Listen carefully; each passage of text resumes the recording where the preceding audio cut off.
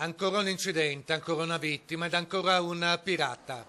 Un drammatico copione già visto e rivisto troppe volte sulle strade del Veneto, che è andato in scena anche ieri in via Calvecchia a San Donà.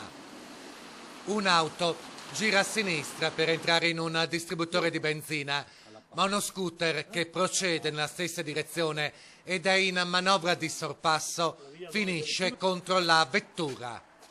A terra rimane il corpo in fin di vita di Gennaro Pagano, 56 anni, idraulico in pensione, originario della Campania ma residente a Ceggia.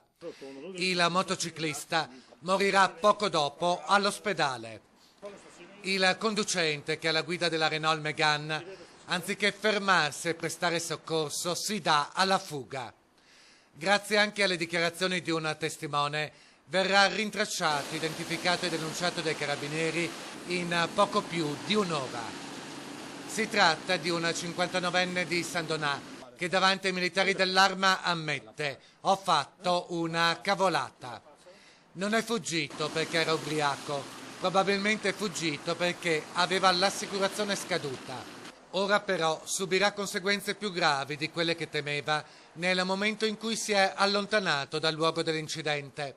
Dovrà rispondere di omicidio colposo e di omissione di soccorso.